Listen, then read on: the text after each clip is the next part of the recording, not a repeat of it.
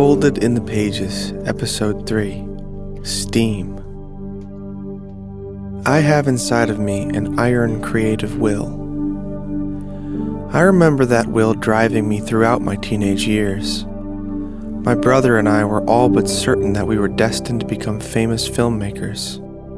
The summer I was 13, we spent nearly every day writing a 100-page script for a movie about a cloned super soldier hunting down their creator in order to revenge kill them. I remember not understanding why my mom wouldn't let us buy replica guns that fired blanks and exploding blood squibs to simulate the bullet impact in a body on the other end of the barrel. I didn't understand it. My 14-year-old brother and I were clearly professional auteurs. It was simply ridiculous that she wouldn't let us parade around the streets with realistic prop guns in order to film our debut masterpiece. We never did become famous filmmakers. Songwriting took a strong hold of me a couple years later, and I've been doing that ever since. My band in high school, One Red Martian, recorded our debut album when I was 16 years old. We recorded it ourselves in the high school band room using gear we borrowed from my dad. There's that iron will, man. There I was, sitting before a blank DAW session, a limitless canvas of possibility, ready to make it happen. Whatever I felt I didn't know was irrelevant, because I was going to figure it out no matter what. When I listened to that first album,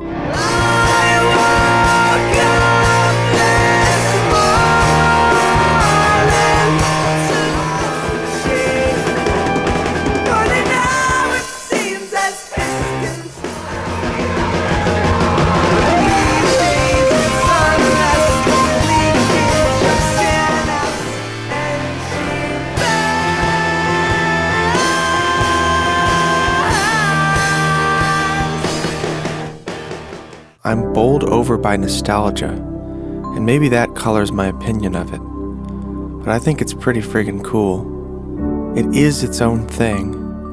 It is weird and self-assured. I often come away thinking people would have loved this or hated it.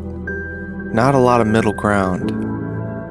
It is an example of an album that is totally itself, totally unconcerned with being anything other than exactly what it is. Does that make sense?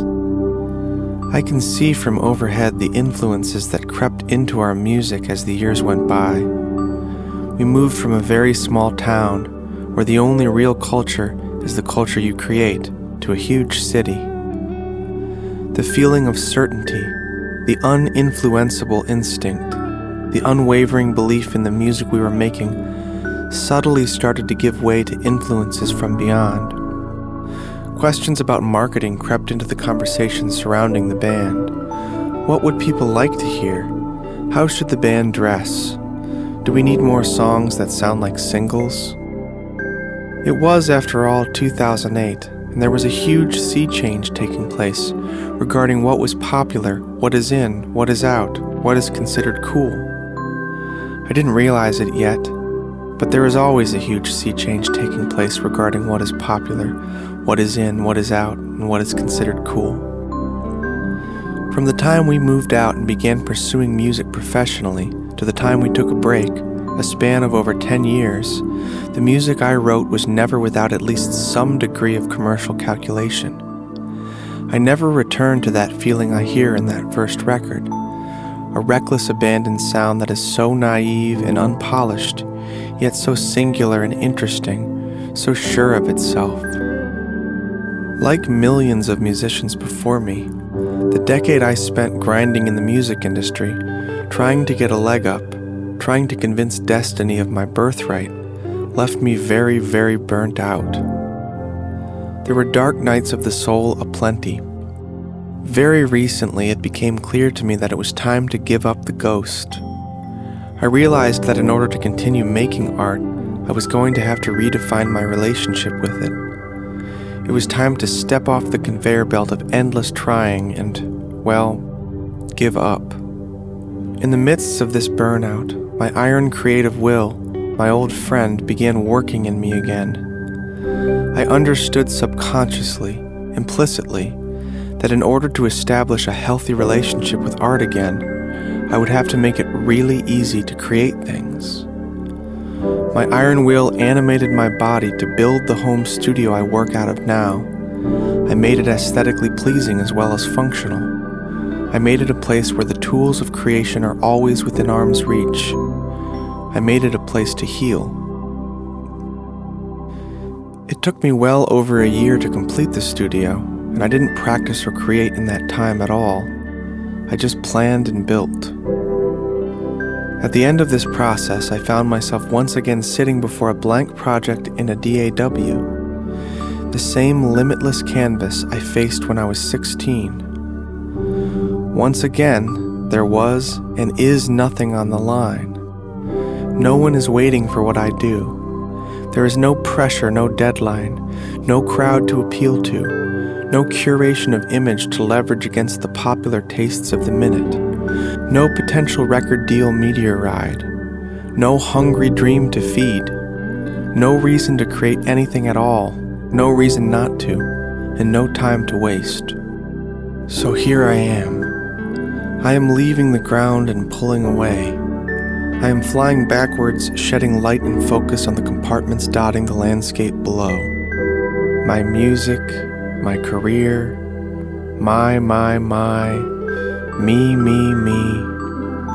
How large you were when I stood inches away from the map of my life, always squinting, always with a headache. Mountains and seas are appearing now. My music is just a tiny strip of golden minerals sandwiched between desert rocks. Its significance diminished, but preciousness confirmed. It is my aim to create from this view now. Too enormous to capture in words and melodies, too inspiring not to try. Steam for me represents this turning point of philosophy and vision. We go now to the story of its creation. It was a dark and lonely night, perhaps exactly a year ago. I will not lie, I was high, maybe too high. The heavy hypnotic beat that I was looping in my DAW was like a rubbery sonic strap, tethering my groovy brain to this dimension, keeping me from flying through the roof. Had that beat not been playing, had my hand not been moving a pen to lasso its thumping hoof demands into a written reality, I may have ended up 2 towns over in a ditch, singing into a police officer's flashlight. Thank God for art. Picture me writing a made-up true story about a young man pursuing musical glory down the narrow corridors of the American dream. Picture me picturing him leaping from a 100-watt half-stack into a swirling crowd. Make sure to include flashing lights in your picture, lights that blind and entice. Follow him through the offstage haze of an encore, listen to that crowd, chanting his expectations into a fever. Watch him liquefy and spread his experience through the night like a warping forward-bound tendril. The vapor and steam of reverie blanket the air and everything is good. He has the feeling that this night is a permanent state of infinite potentials, never giving way to morning, where the hiss of Monday traffic and the angry sun will dissolve him into adulthood and resignation. Wander with him as he follows tonight's lover into the moonlit park. She will sear her loveliness onto his heart tonight and break it with her impossible beauty. He is blackly drunk and darkly in love. He sits beside me as I finish the lyrics to a song that seems to be called Steam.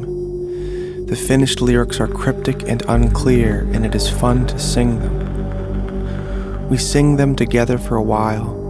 It is getting late, and we are being too loud, so he reaches over and turns the volume down, suggesting that we drink some water and go to bed. He's the responsible one now. We turn in for the night and wait for the morning sun to dissolve us into adulthood and resignation. So now I turn to all of you, my creative friends, and I encourage you to follow the intuition of your creative will. When you are feeling burnt out or lost, don't be afraid to redefine your relationship with your art. Sometimes letting go is exactly what you need, especially if holding on is making you sick.